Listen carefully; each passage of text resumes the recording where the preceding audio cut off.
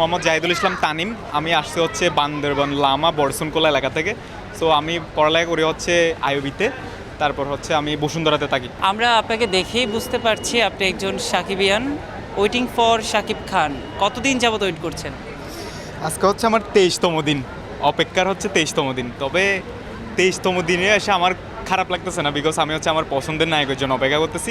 এখানে হয়তো 40তম হইতে পারে, 50তম হইতে পারে। যতদিন পর্যন্ত আমার দেখা হয় নাই ততদিন পর্যন্ত আমি অপেক্ষা করব। এই জায়গায় তো এখন শাকিব খান নেই, তাহলে এখন এখানে তার জন্য অপেক্ষা করে আপনি কি কোনো ফল পাবেন? আমি বিশ্বাস করি একটা মানুষের সাথে দেখা করতে চাইলে আমি যদি ঘরে বসে থাকি জীবনে দেখা হবে না। ওনার ওই বিষয়টা জানতে হবে। আমি যে ওনার সাথে দেখা করতে চাচ্ছি সেই জন্য হচ্ছে আমার বিভিন্ন সিনেমা হলে ঘোরাঘুরি। সো আমি বিভিন্ন সিনেমা হলে যাই, ইভেন হচ্ছে আমি বগুড়া সিনেমা হলে গেছি, সাভার গেছি, বিভিন্ন সিনেমা হলে গেছি। ঢাকার তো বলতে হবে না, ঢাকার অনেক সিনেমা হলে গেছি। সো আজকে গতকালকে গেছি হচ্ছে উত্তরা, আবার হচ্ছে যমুনা ব্লকবাস্টার, আজকে আসছি হচ্ছে আপনার বসুন্ধরাতে। এভরিডে হচ্ছে আমি প্রত্যেকটা সিনেমা হলে যাই, যাতে হচ্ছে জিনিসটা হচ্ছে ভাইয়া চোখের সামনে যাই। শাকিব খানের প্রতি আপনার এত মুগ্ধতার কারণ কি? উনি হচ্ছে একজন গ্রেট অভিনেতা বাংলাদেশের বর্তমানে। ইন্ডিয়াতে শাহরুখ খান আছে, বাংলাদেশে বর্তমানে হচ্ছে শাকিব খানকে ধরা যায়। সো একজন অভিনেতাকে হচ্ছে বিগ স্ক্রিনে দেখা আর সামনাসামনি দেখা সবার ইচ্ছা করে। সেই জন্য আমিও হচ্ছে ওনাকে সামনাসামনি দেখার জন্য অপেক্ষা করতেছি।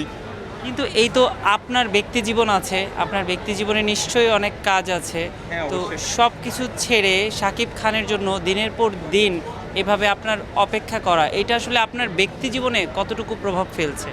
আসলে আমি তো পড়ালেখা করি, ব্যক্তি জীবনে সেভাবে প্রভাব ফেলতেছে না। যদি ফেলেও সেটা আমি হচ্ছে কী করার চেষ্টা করতেছি, মানে সব কিছু হচ্ছে ক্লিয়ার, মানে একসাথে অ্যাডজাস্ট করার ট্রাই করতেছি। আমি পড়ালেখা করি, পাশাপাশি হচ্ছে এখানে আছে। আর এখন তো হচ্ছে ঈদের একটু কি আছে, ঈদের মৌসুমটা হচ্ছে এখনও মোটামুটি চলতেছে। সেই ক্ষেত্রে আমার ব্যক্তি জীবনে তেমন একটা প্রভাব ফেলে না, আর ফেললেও সেটা আমি অ্যাডজাস্ট করে নেওয়ার ট্রাই করতেছি এখন। আপনি এবার ঈদে মুক্তি পাওয়া বরবাদ কতবার দেখেছেন? 5বার দেখছি, ইতিমধ্যে 5বার দেখছি সব মিলিয়ে। বরবাদের কোন বিষয়গুলো আপনার সবচেয়ে বেশি ভালো লেগেছে? বরবাদের আসলে কোন এক্স্যাক্টলি কোনো বিষয় ভালো লাগে না, বরবাদ পুরো মুভিটাই হচ্ছে ভালো লাগা। বরবাদের স্পেশালি ধরতে গেলে আপনার শাকিব খানের যে ক্যারেক্টারটা আছে সেটা তো অসাধারণ। বরবাদ মুভিতে হচ্ছে উনি একদম সেরা অভিনয় করছে। এরপর হচ্ছে জিল্লুর ক্যারেক্টার আছে, এরপর হচ্ছে মিশা সদাগরের ক্যারেক্টারটা আছে, এরপর হচ্ছে ইদিকা পাল আছে, জিশু সেনগুপ্ত আছে। এদের প্রত্যেকটা মানুষের অভিনয় মিলে হচ্ছে বরবাদের রসায়নটা তৈরি হয়েছে। সো এই প্রত্যেকটা মানুষ যখন ভালো অভিনয় করে না, তখন একটা ভালো মুভি তৈরি হয়। স্পেশালি বলতে গেলে মেগাস্টার শাকিব খানের পর আপনাকে সবচেয়ে বেশি মুগ্ধ করবে জিল্লু ক্যারেক্টারটা, তারপর মিশা সদাগরের ক্যারেক্টারটা, ইদিকা পালের ক্যারেক্টারটা। সেই জন্য হচ্ছে বরবাদ মুভিটা আজকে হচ্ছে এত বেশি এত বেশি ভাইরাল, এত বেশি মানুষের দেখার আগ্রহ। ভাইরাল আসলে কোন দিক থেকে? ডায়লগ?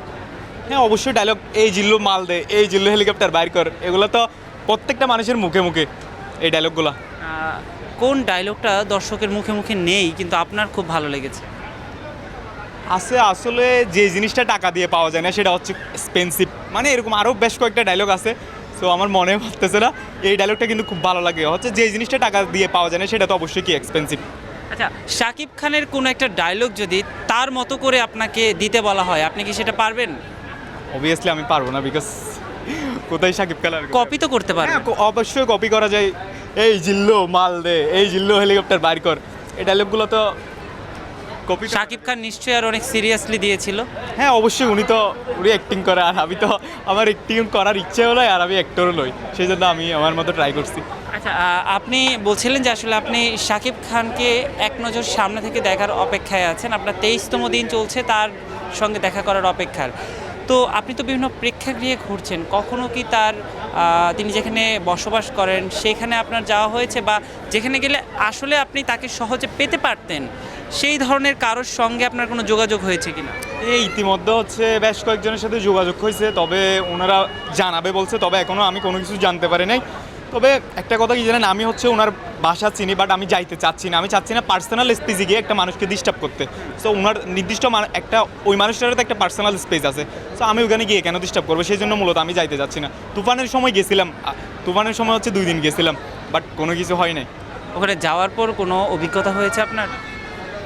অভিজ্ঞতা তো অনেক, বলে তোমার মতো এরকম 100-150 ছেলে এখানে র্যান্ডমলি এভরিডে আসে।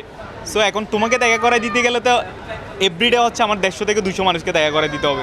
সো কীভাবে সম্ভব, সেই জন্য হচ্ছে মূলত আমার এই ইউনিকভাবে হচ্ছে চেষ্টাটা করা, যাতে ভাইয়ার চোখের সামনে যায়, ভাইয়া কোনো কিছু আমাকে জানাই।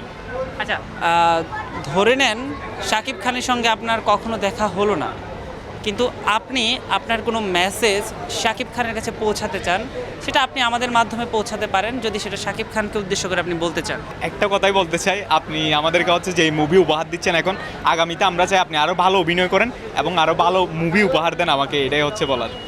এটা তো প্রত্যেক দর্শকের চাওয়া, বাংলা সিনেপ্রেমীদের চাওয়া। কিন্তু তারা তো প্রত্যেকেই আপনার মতো দেখা করার জন্য এভাবে দিনের পর দিন অপেক্ষা করছে না। আপনি যেহেতু তার সঙ্গে এক নজর সামনাসামনি দেখা করতে চান, অবশ্যই আপনারও তো নিজের কোনো ইচ্ছা থাকতে পারে, যেটা একান্তই আপনার ব্যক্তিগত।